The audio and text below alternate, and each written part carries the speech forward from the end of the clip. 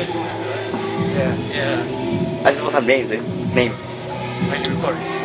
I'm Sam. Alright, Sam. JJ. Alright.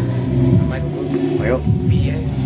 Jordan Moore. Alright, we're backstage here before you guys go sing. What song you guys sing? We're gonna sing Hey Chuck.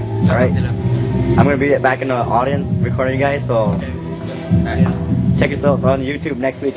Alright, peace out guys. Yep.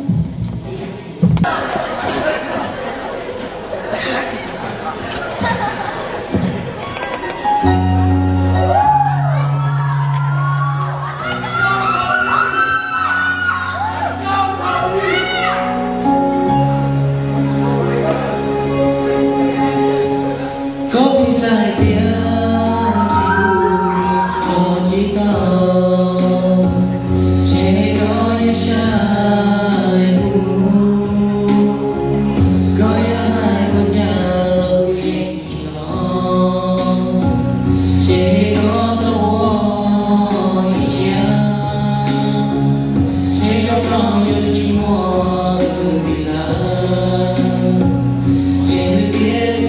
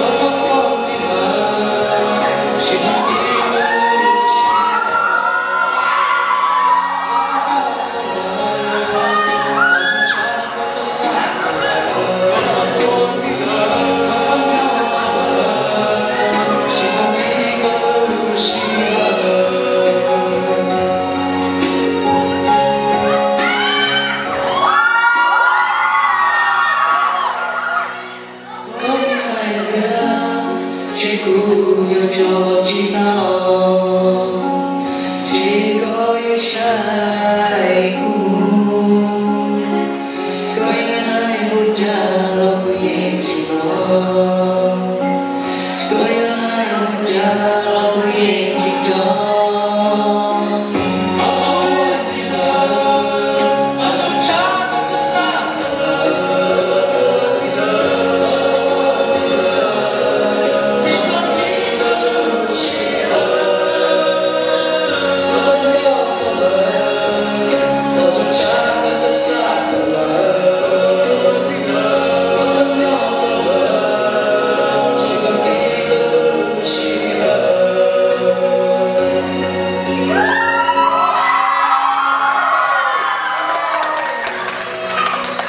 Sắp đến gì này?